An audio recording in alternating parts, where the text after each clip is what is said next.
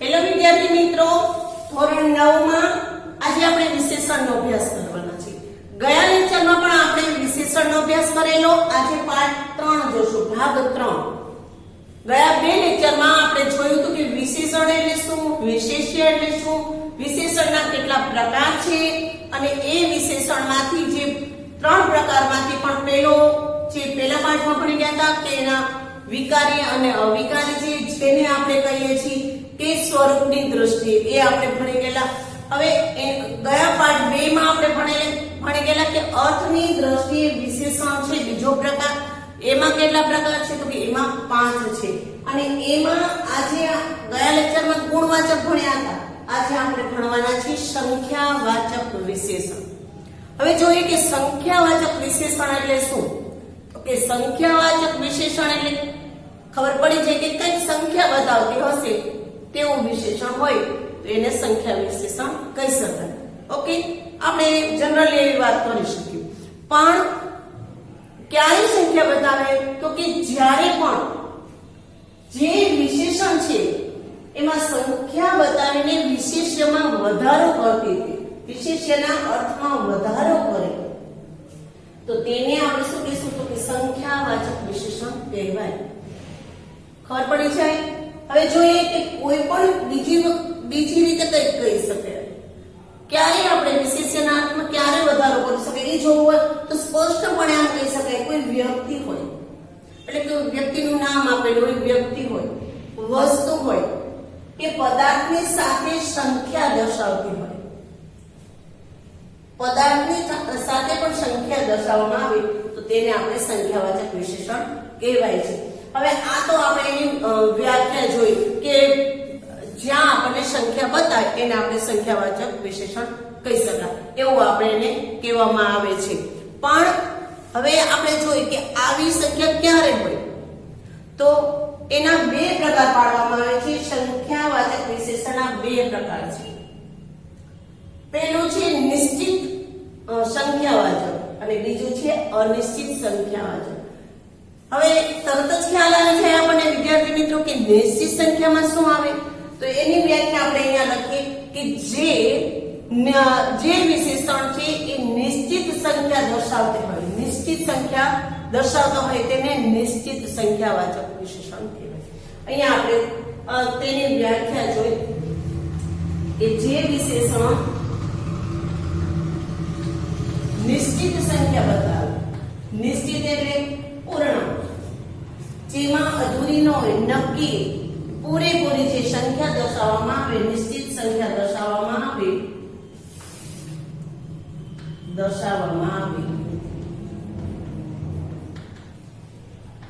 તેને આપણે શું કહીશું તો તેને આપણે શું તેને નિશ્ચિત સંખ્યા વાચક વિશેષણ કહીશું. એનાથી ઓપોઝિટ લઈ લઈએ. અનિશ્ચિત વાચક વિશેષણ કોને કહેવાય તો જે વિશેષણ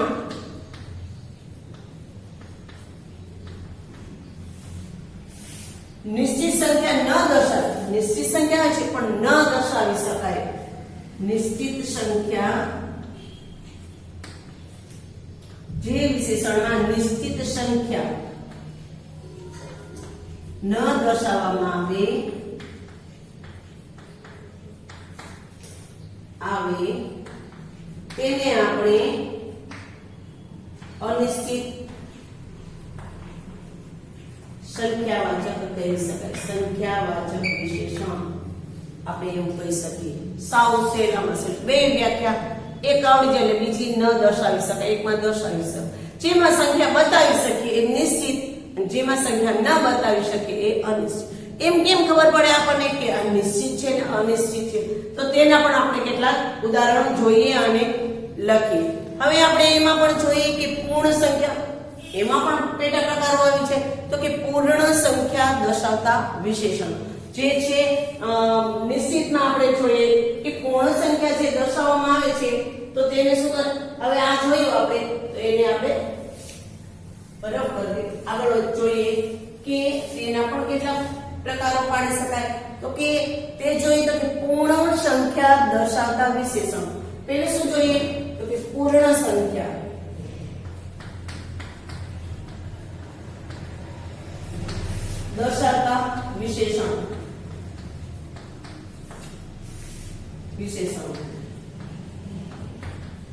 હવે પૂર્ણ સંખ્યા એટલે કેવી સંખ્યા આપણે કહી શકીએ તો કે હા એમાં કહી શકીએ તો કે 1 2 અને પૂર્ણ સંખ્યા કહેવાય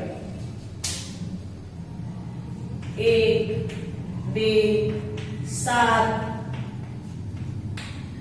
9 5 જે લઈ છે જે ખબર જ છે કે 5 સંખ્યા છે તો પૂર્ણ છે એમાં કઈ બતાવેલું ન હોય. હવે બીજું જોઈએ ને તો કે ક્રમિક સંખ્યા. ક્રમિક એટલે ક્રમ બતાવો ક્રમિક સંખ્યા કેવું વિશેષણ ક્રમિક સંખ્યા બતાવતા હોય એને પણ આપણે વિશેષણમાં સંખ્યાવાચક વિશેષણમાં જ લઈ શકાય. તો એમાં કેવી રીતે ક્રમિક સંખ્યા દર્શાવતા વિશેષણો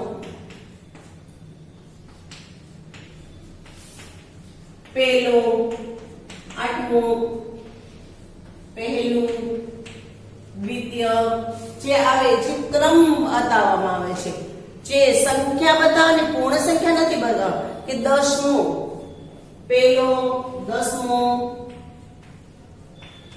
8મો પછી આવો ક્રમ બતાવવામાં આવે છે તેને આપણે ક્રમિક વાચક વિશેષણ કહી શકાય. તો વિદ્યાર્થી મિત્રો ત્યાર પછી જોઈએ કે હવે શું છે તો કે સંખ્યાનો સમૂહ દર્શાવતા સંખ્યાનો સમૂહ કેટલો સમૂહ છે તે યોગ્ય રીતે આપણે કહી શકીએ તેને આપણે શું કહીએ તો કે સંખ્યાનો સમૂહ. તો ત્રીજું છે સંખ્યાનો સમૂહ બતાવો. સમૂહ એટલે 1 2 એમ નહીં પણ વધારે પડતો હોય તે સમૂહ વાચક સમૂહ દર્શાવતા વિશેષણો. એમાં કેવી રીતે કહેવાય એ તો આપણને ખબર પડી જ જાય. શું કામ સેંકડો વર્ષ પહેલાની વાત છે. સેંકડો વર્ષ એટલે 1 2 5 એમ નહીં કેટલા બધા વર્ષો સેંકડો વર્ષ પહેલાની વાત છે. પછી સદી પહેલા દસકો એવું આપણે કહી શકીએ. દસકો વીતી ગયો જ્યારે મારા દાદા વાત કરતા હતા તેને દસકો વીતી ગયો. બીજું કઈ કે સચિન તેંડુલકરે સદી કરી. સદી એટલે 100 રન થઈ જાય એટલે 100. આવી રીતે સેંકડો વર્ષ પહેલા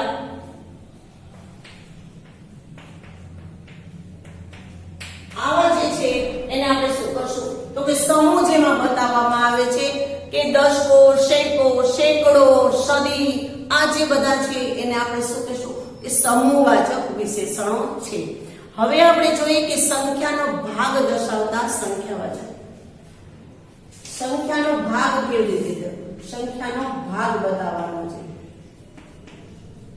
કેટલો ભાગ છે 2 2.5 આપણે 2 તો પૂર્ણ થઈ જાય છે તો સંખ્યાનો ભાગ દર્શાવવાનો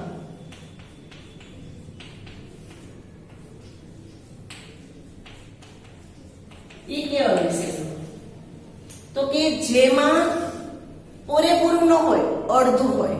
દાખલા તરીકે કે 1.5 કપ 1.5 વાટકી 2.5 વાટકી 3.5 આ જે છે એ શું છે સંખ્યાનો ભાગ છે. કેવો કે 1.5 2.5 અડધો 3.5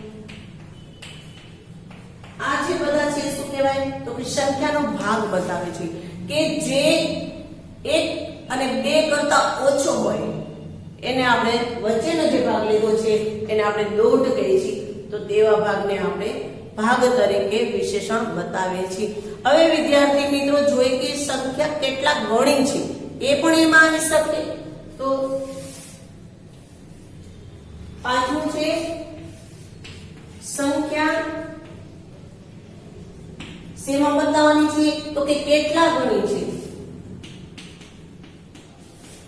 કેટલા ગણી દર્શાવવામાં આવે છે. દર્શાવતા વિશેષણ છે એ ખબર પડી જાય આપણને કેટલા ગણી છે. બમણું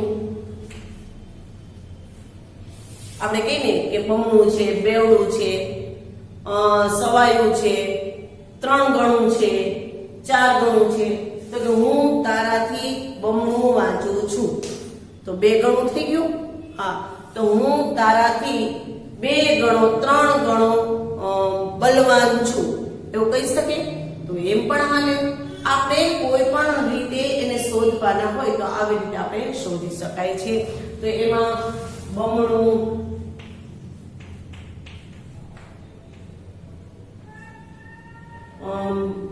બેવડું પણ કહી શકાય. બેવડું વાળી ગયું, એક વડું છે એમાં બેવડું કરી ગયું એટલે એને બેવડું કહેવાય. 3 ગણું એટલે 3 વખત 3 ગણું.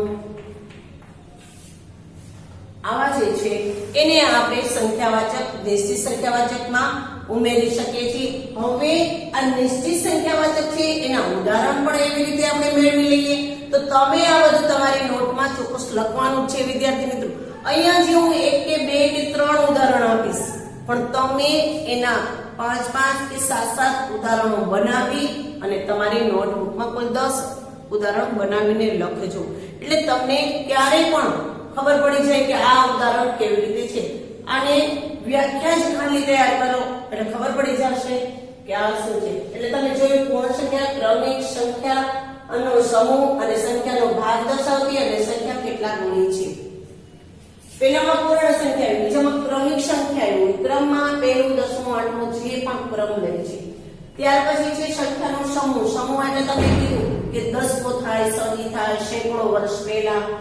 સંખ્યાનો ભાગ તો કે 1.5, 2.5, 3, 3.5 ગણું એને આપણે. અને છેલ્લે છે સંખ્યા કેટલા ગણી દર્શાવવામાં આવે છે તો બમણું, 3 ગણું, બેવડું, 4 ગણું એમ પણ આપણે કરી શકાય છે. તો હવે આપણે જોઈએ કે આ જે નિશ્ચિત સંખ્યા છે એના થોડા ઉદાહરણ પણ લઈએ. તો કે નિશ્ચિત સંખ્યાના ઉદાહરણ જોઈ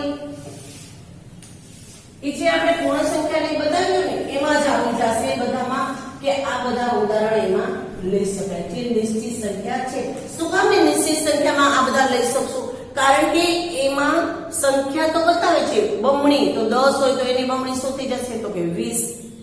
સદી કીધું તો સદીનું શું થઈ જશે તો કે 100. તો એ બધી નિશ્ચિત સંખ્યા તો છે જ, પણ એના પણ આ પ્રકાર પાડેલા છે.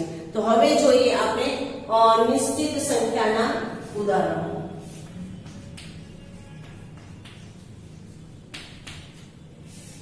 નિશ્ચિત સંખ્યાવાચક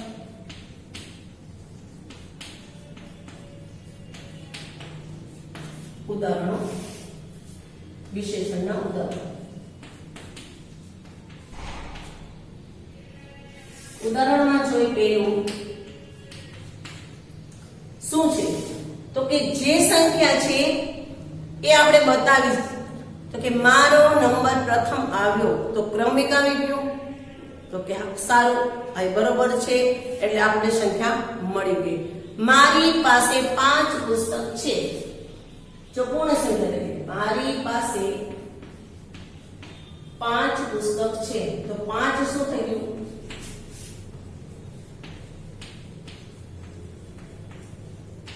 5 છે એ સંખ્યા આવી ગઈ, પૂર્ણ સંખ્યા આવી ગઈ. આપણે 5 ઉદાહરણમાં જોઈ લઈએ. બીજું છે ક્રમિકમાં. તો કે મારો પ્રથમ નંબર આવ્યો. મારો પ્રથમ, પહેલો જે કઈ પ્રથમ નંબર આવ્યો. ત્રીજાનું ઉદાહરણ જોઈએ. આમ તો વિદ્યાર્થી મિત્રો આપણે ઘણા બધા ઉદાહરણ દઈ શકીએ, પણ સમયને લીધે આપણે આવી રીતે કરીએ છીએ. પણ તમે આમાંથી ઉદાહરણ બનાવી નાખજો ચોક્કસ. હવે જોઈએ કે સમૂહવાચક. સચિને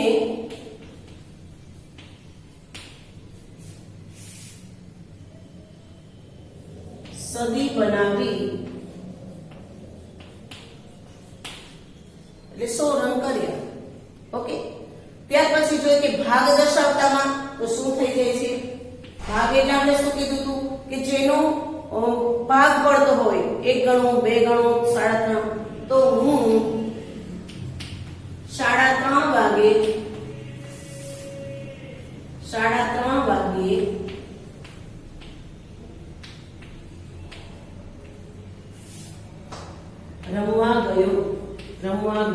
જે લખો તે. ઓકે, આ આવ્યું 3:30 તો એ ભાગનું થઈ ગયું. તો ત્યાર પછી આપણે જોઈએ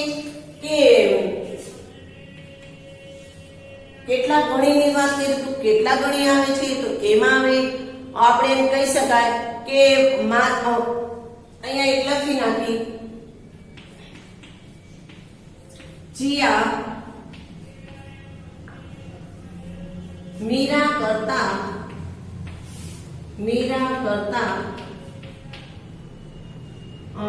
3 ગણી હોશિયાર છે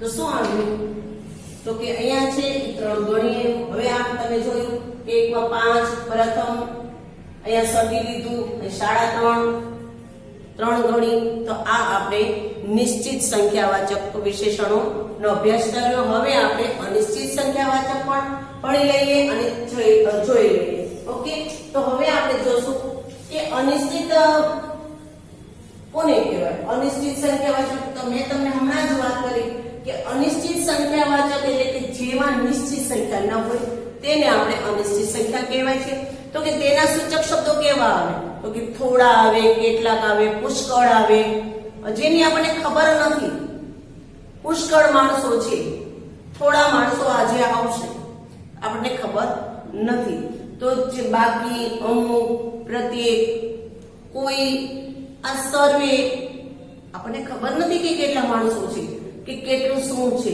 જેની આપણને નિશ્ચિત ખબર ના હોય તેને આપણે સંખ્યાવાચક વિશેષણ કહી શકાય છે તો એનું પણ આપણે અહીંયા વ્યાખ્યા જોઈ હવે આપણે શું જોઈએ છે તો કે તેના પણ આપણે ઉદાહરણ જોઈએ તો કે એમાં પણ આપણે જોઈએ કે આપણે 4-5 ઉદાહરણ અનિશ્ચિતના જોઈએ અનિશ્ચિત ઉદાહરણ એના છે ઉદાહરણ એટલે જો અનિશ્ચિત સંખ્યાવાચક વિશેષણ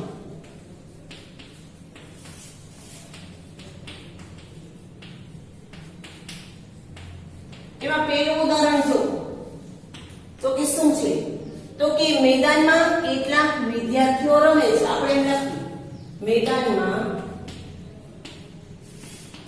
કેટલાક ખબર નથી શું આવ્યું કેટલાક રમે છે કેટલાક વિદ્યાર્થીઓ રમે છે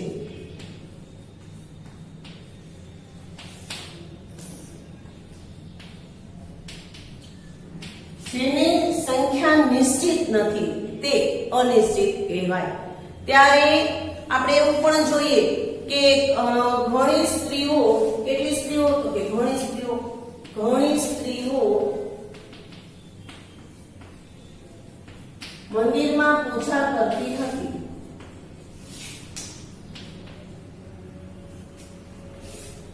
પૂજા કરે છે કરતી તમે કોઈ પણ લખી શકો છો પણ આપણે મુખ્ય સમજવાનું છે ઘણી આપી દીધેલું છે કેટલી તો કે ઘણી છે 1 2 5 ગણતરી કરે નથી આજે બધા જ વિદ્યાર્થીઓ હાજર છે બધા જ કેટલા છે ખબર નથી આજે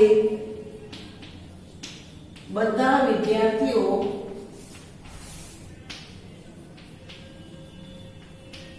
હાજર છે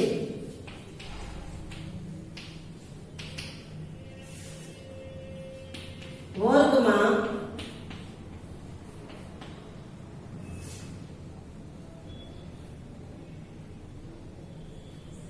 કોઈક વિદ્યાર્થીઓ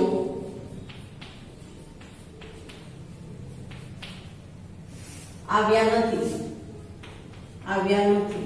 એટલે કે ગેરહાજર છે આવા આપણે ઉદાહરણ બનાવી શકીએ છીએ વિદ્યાર્થી મિત્રો તો તમે જોયું હશે તો આપણે એમ પણ કહી શકીએ કે બાગમાં રંગબેરંગી ફૂલો છે પણ કેટલા છે તો કે આ બગીચામાં પુષ્કળ ફૂલો છે બાગમાં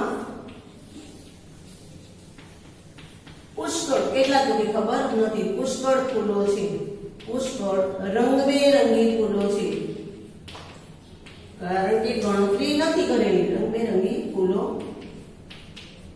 છે તો વિદ્યાર્થી મિત્રો તમને આમાં ખબર પડી જ ગયો છે કે અનિશ્ચિત કોને કહેવાય અને નિશ્ચિત કોને કહેવાય તો વિદ્યાર્થી મિત્રો આ બંને પ્રકાર છે અર્થની દ્રષ્ટિનો બીજો પ્રકાર છે એના પણ આ પ્રકાર અને એના પેટા પ્રકાર પણ આપણે જોયા તો હવે તમે ખાસ યાદ કરી લેજો અને આટલું તૈયાર કરી લેજો એટલે આપણે જે થોડું થોડું આપીએ છીએ એનો મતલબ એવો છે કે તમે દરેક વિડીયોમાંથી આ ગ્રહણ કરી શકો. તો તમે ખાસ આ વાંચી અને તમારી નોટબુકમાં લખી અને તેના ઉદાહરણો પણ બીજા બનાવી અને આ તૈયાર કરી લેજો. થેન્ક યુ વિદ્યાર્થી મિત્રો. અને આ બધું તમારે તમને PDF માં પણ મોકલવામાં આવશે એટલે ચોક્કસ લખી નાખજો. Thank you.